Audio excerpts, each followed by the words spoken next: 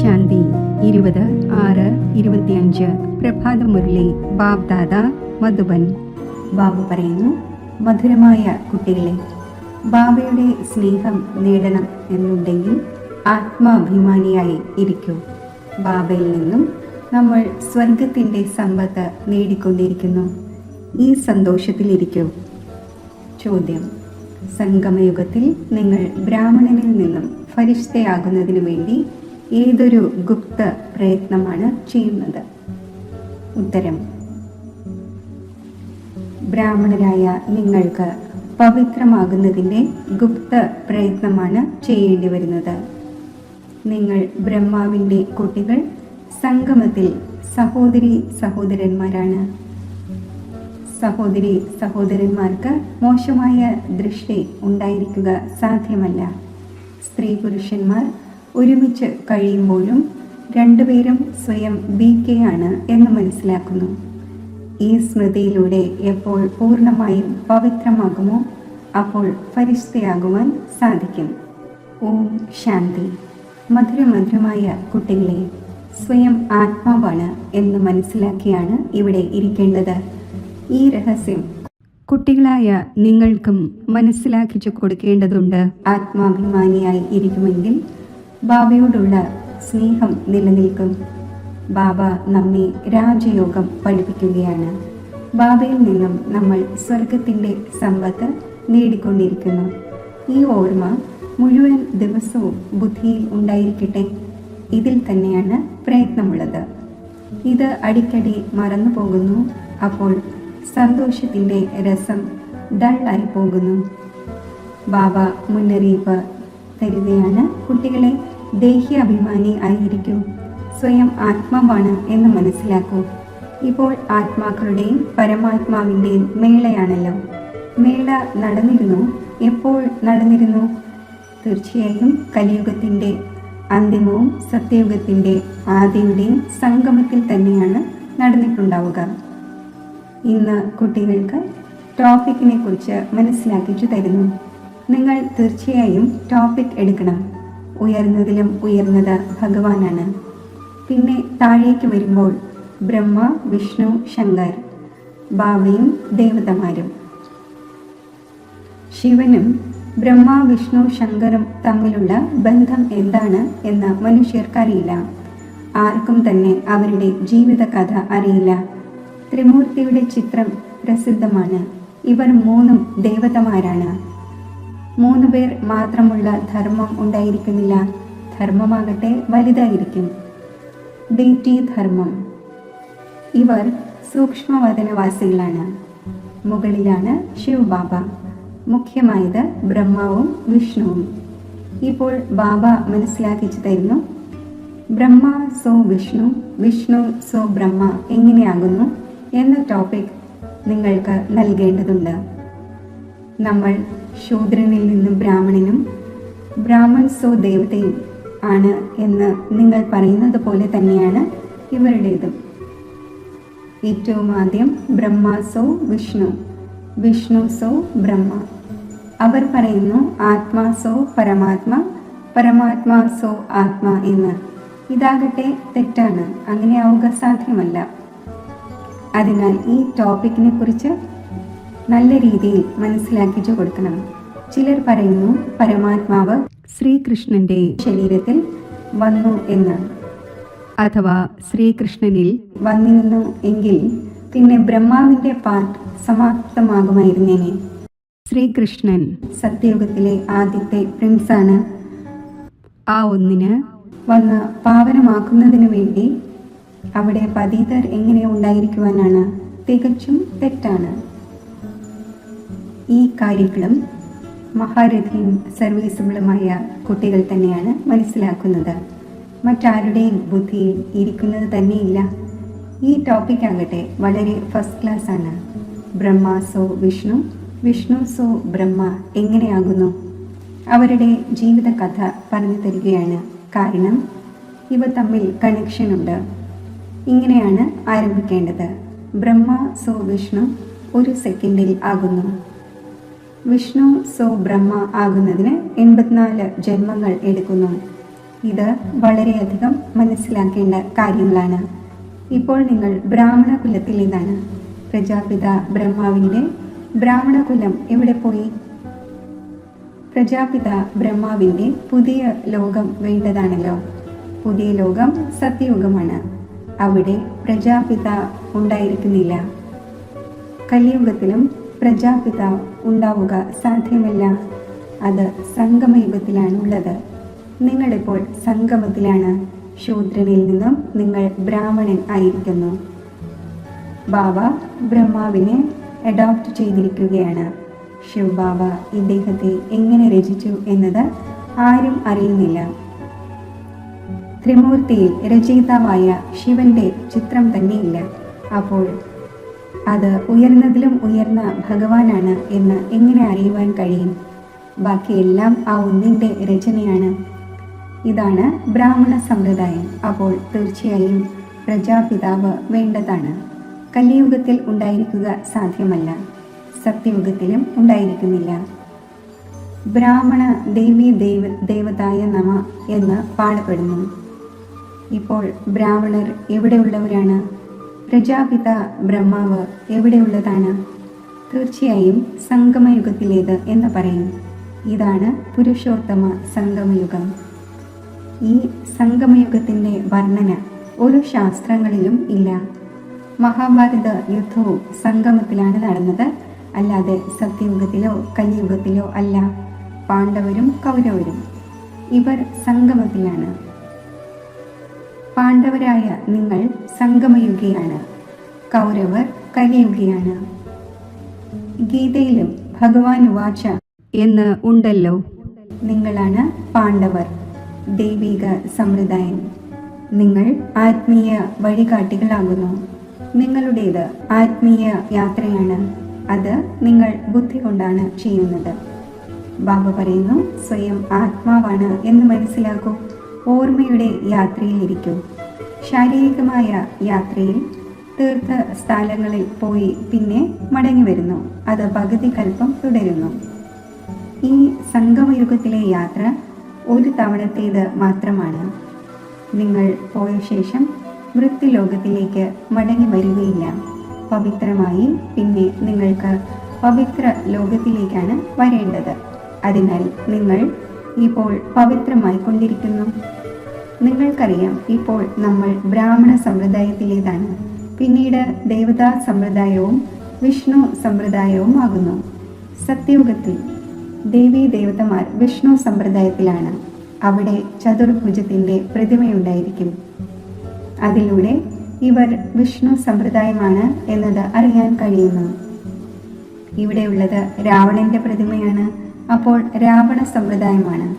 അപ്പോൾ ഈ ടോപ്പിക് വെക്കുന്നതിലൂടെ മനുഷ്യർ അത്ഭുതപ്പെടും. ഇപ്പോൾ നിങ്ങൾ ദേവതയാകുന്നതിന് വേണ്ടി രാജയോഗം പഠിച്ചുകൊണ്ടിരിക്കുന്നു. ബ്രഹ്മ മുഖവംശാവലി ബ്രാഹ്മണരായ നിങ്ങൾ ശൂദ്രനിൽ നിന്നും ബ്രാഹ്മണനായിരിക്കുന്നു. അഡോപ്റ്റ് ചെയ്യപ്പെട്ടവരാണ്. ബ്രാഹ്മണരും ഇവിടെയാണുള്ളത്. പിന്നീട് ദേവതയും ഇവിടെയാണ് ആകുന്നത്. ഡിനാസ്റ്റി ഇവിടെ തന്നെയാണ് ഉണ്ടാകുന്നത്.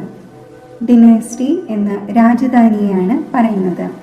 വിഷ്ണുവിൻ്റെ ഡിനാസ്റ്റി ഉണ്ട്, ബ്രാഹ്മണരുടെ ഡിനാസ്റ്റി എന്ന് പറയില്ല. ഡിനാസ്റ്റിയിൽ രാജവംശം തുടരുന്നു. ഒന്നിനു പിന്നാലെ രണ്ടാമത്തേത്, പിന്നെ മൂന്നാമത്തേത്. ഇപ്പോൾ നിങ്ങൾക്കറിയാം, നമ്മൾ ബ്രാഹ്മണ കുലഭൂഷണരാണ്, പിന്നെ ദേവതയാകുന്നു. ബ്രാഹ്മണൻ തന്നെ വിഷ്ണു കുലത്തിലും, വിഷ്ണു കുലത്തിൽ നിന്നും ക്ഷത്രിയരുടെ ചന്ദ്രവംശി കുലത്തിൽ വരുന്നു, പിന്നെ വൈശ്യകുലത്തിൽ, പിന്നീട് ശൂദ്രകുലത്തിൽ. വീണ്ടും ബ്രാഹ്മൺ ദേവതയാകും. അർത്ഥം എത്ര ക്ലിയർ ആണ്! ചിത്രങ്ങളിൽ എന്തെല്ലാമാണ് കാണിക്കുന്നത്? നമ്മൾ ബ്രാഹ്മണർ തന്നെയാണ് വിഷ്ണുപുരിയുടെ അധികാരിയാകുന്നത്. ഇതിൽ കുഴങ്ങിപ്പോകേണ്ട ആവശ്യമില്ല.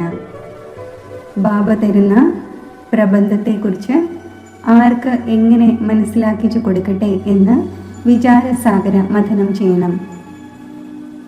അതിലൂടെ ഇവരുടെ വിശദീകരണം വളരെ നല്ലതാണ് എന്ന് മനുഷ്യർ അത്ഭുതപ്പെടണം. ജ്ഞാനസാഗരനല്ലാതെ മറ്റാർക്കും മനസ്സിലാക്കിച്ചു തരുവാൻ സാധിക്കില്ല. വിചാരസാഗര മഥനം ചെയ്ത് പിന്നെ ഇരുന്ന് എഴുതേണ്ടതാണ്. പിന്നെ പഠിക്കൂ.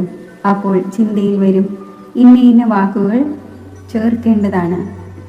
ബാബയും ആദ്യം മുരളി എഴുതി നിങ്ങൾക്ക് കയ്യിൽ തരുമായിരുന്നു. പിന്നീട് കേൾപ്പിക്കുമായിരുന്നു. ഇവിടെയാകട്ടെ നിങ്ങൾ വീട്ടിൽ ബാബയുടെ കൂടെ ഇരിക്കുന്നു. ഇപ്പോഴാകട്ടെ നിങ്ങൾക്ക് പുറത്തു പോയി കേൾപ്പിക്കേണ്ടി വരുന്നു. ബ്രഹ്മ സോ വിഷ്ണു എന്ന ടോപ്പിക് വളരെ വണ്ടർഫുൾ ആണ്. ഇതിനെ ആരും അറിയുന്നില്ല. വിഷ്ണുവിൻ്റെ നാഭിയിൽ നിന്നും ബ്രഹ്മാവിനെ കാണിക്കുന്നു. ഗാന്ധിയുടെ നാഭിയിൽ നിന്നും നെഹ്റു എന്നതുപോലെ. പക്ഷേ ഡിനാസ്റ്റി വേണമല്ലോ. ബ്രാഹ്മണ കുലത്തിൽ രാജധാനിയില്ല. ബ്രാഹ്മണ സമ്പ്രദായം തന്നെയാണ് DT ഡിനാസ്റ്റി ആകുന്നത്. പിന്നെ ചന്ദ്രവംശി ഡിനാസ്റ്റിയിൽ പോകും. പിന്നെ വൈശ്യ ഡിനാസ്റ്റി. ഇങ്ങനെ ഓരോ ഡിനാസ്റ്റിയും തുടരുന്നുവല്ലോ. സത്യയുഗം വൈസ്ലെസ് വേൾഡാണ്. കലിയുഗം വിഷ്യസ് വേൾഡാണ്. ഈ രണ്ട് വാക്കുകളും ആരുടെയും ബുദ്ധി ഇല്ല. ഇല്ലെങ്കിൽ വിഷ്യസിൽ നിന്നും വൈസ്ലെസ് എങ്ങനെയാണ് ആകുന്നത് എന്ന് തീർച്ചയായും ബുദ്ധിയിൽ ഉണ്ടാകേണ്ടതാണ്. മനുഷ്യർ വൈസ്ലെസ്സും അറിയുന്നില്ല, വിഷ്യസും അറിയുന്നില്ല. നിങ്ങൾക്ക് മനസ്സിലാക്കിച്ചു തരുന്നു. ദേവതമാരാണ് വൈസ്ലെസ്, അതായത് നിർവികാരി. ബ്രാഹ്മണർ വൈസ്ലെസ് എന്ന് എപ്പോഴെങ്കിലും കേട്ടിട്ടുണ്ടോ? പുതിയ ലോകം വൈസ്ലെസ് ആണ്, പഴയ ലോകം വിഷ്യസ് ആണ്, അതായത് വികാരി. അപ്പോൾ തീർച്ചയായും സംഗമയുഗം കാണിക്കേണ്ടി വരും. ഇതിനെക്കുറിച്ച് ആർക്കും അറിയില്ല. പുരുഷോത്തമ മാസം ആഘോഷിക്കുന്നുണ്ടല്ലോ. അവർ 3 വർഷത്തിനു ശേഷം ഒരു മാസം ആഘോഷിക്കുന്നു. നിങ്ങളുടേതാകട്ടെ 5000 വർഷത്തിനു ശേഷം ഒരു സംഗമയുഗം വരുന്നു.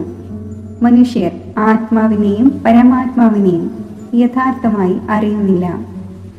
തിളങ്ങുന്നു ഒരു അത്ഭുത നക്ഷത്രം എന്ന് പറയുക മാത്രം ചെയ്യുന്നു. രാമകൃഷ്ണ പരമഹംസന്റെ ശിഷ്യനായ വിവേകാനന്ദൻ താൻ ഗുരുവിൻ്റെ മുന്നിൽ ഇരിക്കുമായിരുന്നു എന്ന് പറയാറുണ്ടായിരുന്നു.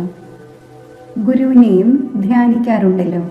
ഇപ്പോൾ ബാബ പറയുന്നു, എന്നെ മാത്രം ഓർമ്മിക്കൂ. ധ്യാനിക്കുന്നതിൻ്റെ കാര്യം തന്നെയില്ല. ഗുരുവിനെ ഓർമ്മയുണ്ടായിരിക്കുക തന്നെ ചെയ്യുന്നു. പ്രത്യേകിച്ച് ഇരുന്ന് ഓർമ്മിക്കുന്നതിലൂടെ ഓർമ്മ വരുമോ? ഇത് ഭഗവാനാണ് എന്ന് ഗുരുവിൽ ഭാവനയുണ്ടായിരുന്നു. അപ്പോൾ ഗുരുവിൻ്റെ ആത്മാവ് വന്ന് തന്നിൽ ലീനമായതായി കണ്ടു. ഗുരുവിൻ്റെ ആത്മാവ് എവിടെയാണ് പോയിരുന്നത്? പിന്നീട് എന്തുണ്ടായി? ഒന്നും വർണ്ണിക്കുന്നില്ല. ഇത്രമാത്രം. ഭഗവാന്റെ സാക്ഷാത്കാരം തനിക്കുണ്ടായി എന്ന സന്തോഷം വന്നു. ഭഗവാൻ എന്താണ് എന്നുള്ളത് അറിയുന്നില്ല. ബാബ മനസ്സിലാക്കിച്ചു തരുന്നു. ഏണിപ്പടിയുടെ ചിത്രത്തിലൂടെ നിങ്ങൾ മനസ്സിലാക്കിച്ചു കൊടുക്കൂ. ഇത് ഭക്തി മാർഗമാണ്. നിങ്ങൾക്കറിയാം, ഒന്ന് ഭക്തിയുടെ തോണി, രണ്ടാമത്തേത് ജ്ഞാനത്തിൻ്റെ. ജ്ഞാനം വേറെ, ഭക്തി വേറെയാണ്. ബാബു പറയുന്നു, ഞാൻ നിങ്ങൾക്ക് കഴിഞ്ഞ കൽപ്പത്തിലും ജ്ഞാനം നൽകിയിരുന്നു, വിശ്വത്തിൻ്റെ അധികാരി ആക്കിയിരുന്നു. ഇപ്പോൾ നിങ്ങൾ എവിടെയാണ്? കുട്ടികളായ നിങ്ങളുടെ ബുദ്ധിയിൽ മുഴുവൻ ജ്ഞാനവുമുണ്ട്. എങ്ങനെയാണ് ഡിനൈസ്റ്റി വരുന്നതെന്നും എങ്ങനെയാണ് വൃക്ഷം വളരുന്നതെന്നും. ഒരു പൂച്ചെണ്ട് ഉള്ളതുപോലെ ഈ സൃഷ്ടിയാകുന്ന വൃക്ഷവും പൂത്താലമാണ്. മധ്യത്തിൽ നിങ്ങളുടെ ധർമ്മം. പിന്നെ ഇതിൽ നിന്നും 3 ധർമ്മങ്ങൾ വരുന്നു. പിന്നീട് അവയിലൂടെ അഭിവൃദ്ധി ഉണ്ടായിക്കൊണ്ടിരിക്കുന്നു. അപ്പോൾ ഈ വൃക്ഷത്തെ ഓർമ്മിക്കേണ്ടതുണ്ട്. എത്ര ശിഖരങ്ങളാണ് പുറത്തു വന്നുകൊണ്ടിരിക്കുന്നത്. അന്തിമത്തിൽ വരുന്നവർക്ക് മാന്യതയും ഉണ്ടാകുന്നു. വടവൃക്ഷമുണ്ടല്ലോ, തായ്തടിയില്ല. ബാക്കി മുഴുവൻ വൃക്ഷവും നിൽക്കുകയാണ്. ദേവീദേവതാ ധർമ്മവും സമാപ്തമായി കിടക്കുന്നു. പൂർണ്ണമായും ജീർണിച്ചു പോയി. ഭാരതവാസികൾ തങ്ങളുടെ ധർമ്മത്തെ തീർത്തും അറിയുന്നില്ല. മറ്റുള്ളവരെല്ലാം തങ്ങളുടെ ധർമ്മത്തെ അറിയുന്നു. നമ്മൾ ധർമ്മത്തെ അംഗീകരിക്കുന്നതേയില്ല എന്ന് പറയുന്നു. മുഖ്യമായത് 4 ധർമ്മങ്ങളാണ്. പിന്നെ ചെറിയ ചെറിയ ധർമ്മങ്ങൾ അനേകമുണ്ട്. ഈ വൃക്ഷത്തെയും സൃഷ്ടിചക്രത്തെയും നിങ്ങൾ ഇപ്പോൾ അറിയുന്നു. ദേവീദേവതാ ധർമ്മത്തിൻ്റെ പേര് തന്നെ അപ്രത്യക്ഷമാക്കി. വീണ്ടും ബാബ അതിൻ്റെ സ്ഥാപന ചെയ്ത് ബാക്കി എല്ലാ ധർമ്മങ്ങളുടെയും വിനാശം ചെയ്യുന്നു. ഗോളത്തിൻ്റെ ചിത്രവും തീർച്ചയായും കൊണ്ടുപോകണം. ഇത് സത്യയുഗം, ഇത് കലിയുഗം. കലിയുഗത്തിൽ എത്ര ധർമ്മങ്ങളുണ്ട്? സത്യയുഗത്തിൽ ഒരു ധർമ്മമാണുള്ളത്. ഒരു ധർമ്മത്തിൻ്റെ സ്ഥാപനയും അനേകം ധർമ്മങ്ങളുടെ വിനാശവും ആരായിരിക്കും ചെയ്യുക? ഭഗവാനും തീർച്ചയായും ആരിലൂടെ ആയിരിക്കുമല്ലോ ജയിക്കുക. ബാബ പറയുന്നു, ബ്രഹ്മാവിലൂടെ ആദി സനാതന ദേവി ദേവതാ ധർമ്മത്തിൻ്റെ സ്ഥാപന ചെയ്യിക്കുന്നു. ബ്രാഹ്മണർ തന്നെ വിഷ്ണുപുരിയിലെ ദേവതയായി മാറുന്നു. സംഗമത്തിൽ ബ്രാഹ്മണരായ നിങ്ങൾക്ക് പവിത്രമാകുന്നതിൻ്റെ ഗുപ്ത പ്രയത്നം തന്നെയാണ് ചെയ്യേണ്ടി വരുന്നത്. ബ്രഹ്മാവിൻ്റെ കുട്ടികളായ നിങ്ങൾ സംഗമത്തിൽ സഹോദരി സഹോദരനാണ്. മോശമായ ദൃഷ്ടി സഹോദരി സഹോദരന്മാർക്ക് ഉണ്ടായിരിക്കുക സാധ്യമല്ല. സ്ത്രീ പുരുഷന്മാർ രണ്ടുപേരും സ്വയം BK ആണ് എന്ന് മനസ്സിലാക്കുന്നു. ഇതിൽ വലിയ പ്രയത്നമുണ്ട്. സ്പർശിക്കാതിരിക്കാൻ കഴിയാത്ത വിധത്തിലുള്ളതാണ് സ്ത്രീ പുരുഷന്മാരുടെ ആകർഷണം. ഇവിടെ സഹോദരി സഹോദരന്മാർ സ്പർശിക്കാൻ പാടില്ല. അല്ലാത്ത പക്ഷം പാപത്തിൻ്റെ ഫീലിംഗ് വരുന്നു. നമ്മൾ BK ആണ് എന്നത് മറന്നു പോകുന്നു. എങ്കിൽ ഇല്ലാതായി പോകുന്നു. ഇതിൽ വലിയ ഗുപ്ത പ്രയത്നമുണ്ട്. യുഗളായി ഇരിക്കുന്നുണ്ടാകാം. ആർക്കെന്തറിയാം നമ്മൾ BK ആണ്, ഫരിഷ്തയാണ് എന്ന് സ്വയം അറിയുന്നുണ്ട്. സ്പർശിക്കുവാൻ പാടില്ല. ഇങ്ങനെ തുടർന്നു വരുമ്പോൾ സൂക്ഷ്മവദനവാസിയായ ഫരിഷ്തയായി മാറും. ഇല്ലെങ്കിൽ ഫരിഷ്തയാകുവാൻ സാധിക്കില്ല. ഫരിഷ്തയാകണമെങ്കിൽ പവിത്രമായിരിക്കണം. ഇങ്ങനെയുള്ള ജോഡികൾ വന്നാൽ നമ്പർ 1-ൽ പോകുമായിരുന്നേനെ. ഇങ്ങനെ പറയുന്നു, ദാതയാകട്ടെ എല്ലാ അനുഭവവും നേടി അന്തിമത്തിലാണ് സന്യാസം ചെയ്തത്. ആരാണോ ദമ്പതിമാരാകുന്നത് അവർക്കാണ് വളരെ പ്രയത്നമുള്ളത്. പിന്നെ അവരിൽ ജ്ഞാനവും യോഗവും വേണം. വളരെ പേരെ തനിക്ക് സമാനമാക്കണം. അപ്പോഴാണ് വലിയ രാജാവാകുന്നത്. ഒരു കാര്യം മാത്രമല്ലല്ലോ ഉള്ളത്. ബാബ പറയുന്നു, നിങ്ങൾ ശിവ് ബാബയെ ഓർമ്മിക്കൂ. ഇത് പ്രജാപിതാവാണ്. ഇങ്ങനെയുള്ള വളരെ പേരുണ്ട്. അവർ പറയും, നമുക്ക് ശിവ് ബാബയുമായാണ് ബന്ധം. നമ്മൾ ബ്രഹ്മാവിനെ എന്തിന് ഓർമ്മിക്കണം? ബ്രഹ്മാവിന് എന്തിന് കത്തെഴുതണം? ഇങ്ങനെയുള്ളവരുമുണ്ട്. നിങ്ങൾക്ക് ഓർമ്മിക്കേണ്ടത് ശിവ് ബാബയെയാണ്. അതിനാൽ ബാബ ഫോട്ടോ മറ്റോ പോലും തരുന്നില്ല. ഇദ്ദേഹത്തിലാണ് ശിവ് ബാബ വരുന്നത്. ഇദ്ദേഹം ദേഹധാരിയാണല്ലോ. ഇപ്പോൾ കുട്ടികളായി നിങ്ങൾക്ക് ബാബയിൽ നിന്നും സമ്പത്ത് ലഭിക്കുന്നു. അവർ സ്വയം ഈശ്വരനാണെന്ന് പറയുന്നു. പിന്നെ അവരിലൂടെ എന്താണ് ലഭിക്കുന്നത്? ഭാരതവാസികൾക്ക് എത്ര നഷ്ടം വന്നിരിക്കുന്നു. ഭാരതവാസികൾ പൂർണ്ണമായും ദരിദ്രമായിരിക്കുകയാണ്. പ്രജകളോട് ഭിക്ഷ യാചിച്ചു കൊണ്ടിരിക്കുന്നു. 10-20 വർഷത്തെ ലോൺ എടുക്കുന്നു. പിന്നീട് കൊടുക്കേണ്ടി വരില്ല. വാങ്ങുന്നവരും കൊടുക്കുന്നവരും രണ്ടുപേരും ഇല്ലാതാകും. കളി തന്നെ ഇല്ലാതാകണം. അനേകം നൂലാമാലകൾ ശിരസിലുണ്ട്. പാപ്പരത്വം, രോഗങ്ങൾ തുടങ്ങി ധാരാളമുണ്ട്. ചിലർ ധനികരുടെ അടുക്കൽ സൂക്ഷിക്കുന്നു. ധനികർ പാപ്പരാകുമ്പോൾ ദരിദ്രർക്ക് എത്ര ദുഃഖമുണ്ടാകുന്നു. ഓരോ ചുവടിലും ദുഃഖം തന്നെ ദുഃഖമാണ്. ഇരിക്കവേ തന്നെ പെട്ടെന്ന് മരിച്ചു പോകുന്നു. ഇത് മൃത്യുലോകമാണ്. അമരലോകത്തിലേക്ക് നിങ്ങളിപ്പോൾ പോയിക്കൊണ്ടിരിക്കുന്നു.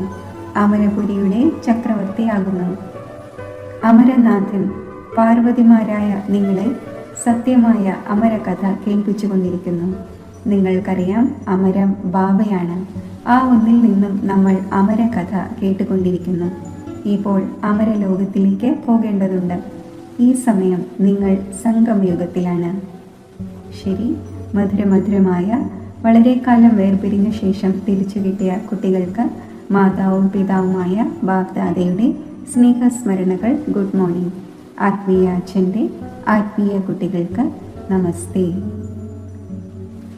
ധാരണയ്ക്കുള്ള മുഖ്യസാരം: വിചാരസാഗര മന്ഥനം ചെയ്ത് ബ്രഹ്മ സോ വിഷ്ണു എങ്ങനെയാകും എന്ന ടോപ്പിക്കിനെ കുറിച്ച് കേൾപ്പിക്കണം.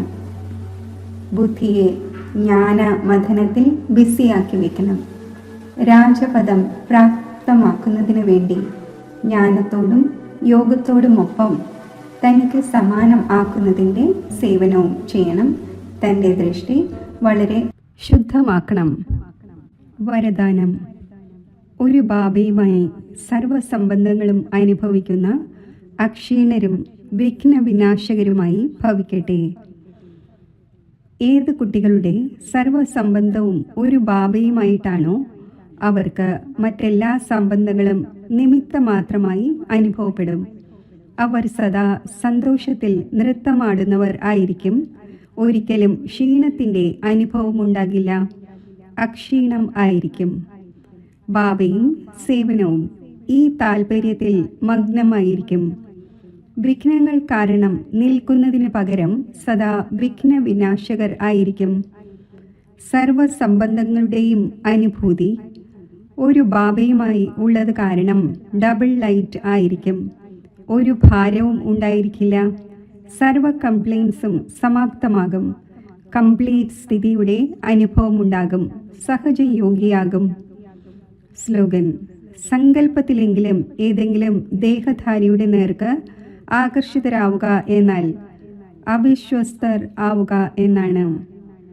അവ്യക്ത സൂചന: ആത്മീയ സ്ഥിതിയിൽ സ്ഥിതി ചെയ്യുന്നതിൻ്റെ അഭ്യാസം ചെയ്യൂ. അന്തർമുഖിയാകൂ. ഏതുപോലെ ബഹിരാകാശ പേടകത്തിലുള്ളവർ ഉയരത്തിൽ ആയതു കാരണം മുഴുവൻ ഭൂമിയുടെയും എവിടെയുള്ള ചിത്രം എടുക്കാൻ ആഗ്രഹിച്ചാലും എടുക്കാൻ സാധിക്കും.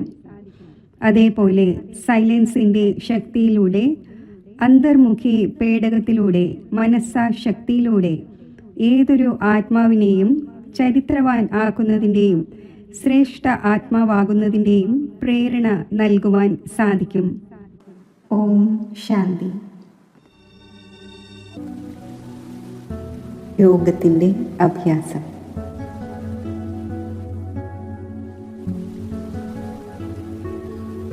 പരമ പവിത്രമായ ശ്രേഷ്ഠ ആത്മാവായ ഞാൻ സർവശക്തികളുടെയും സാഗരനായ ശിവബാബയുടെ അരികിൽ പരമധാമത്തിൽ സ്ഥിതി ചെയ്യുന്നു.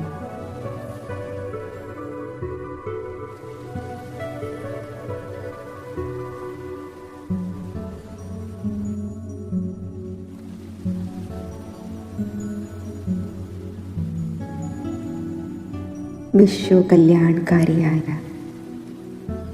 ബാബ, അങ്ങ് എന്നെ അങ്ങേപോലെ വിശ്വമംഗളകാരിയാക്കി.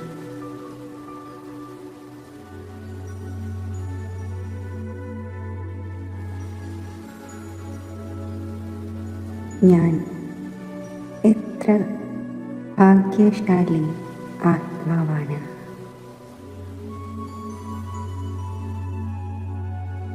ഭഗവാൻ എൻ്റെ കൂടെയുണ്ട്. സഹയോഗിയുടെ രൂപത്തിൽ മധുരമായ ബാബ, ഞാൻ ഇവിടെ പരമധാമത്തിൽ അങ്ങയുടെ കൂടെ കമ്പൈൻഡായി ഇരിക്കവേ താഴെ വിശ്വത്തിലേക്ക് നോക്കുകയാണ്.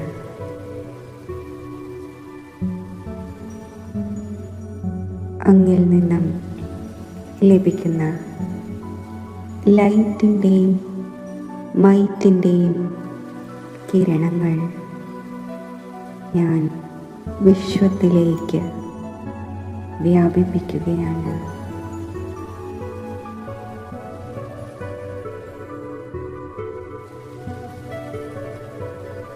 ബാബ, അങ്ങയുടെ ഈ ലൈറ്റിൻ്റെയും മൈറ്റിൻ്റെയും കിരണങ്ങൾ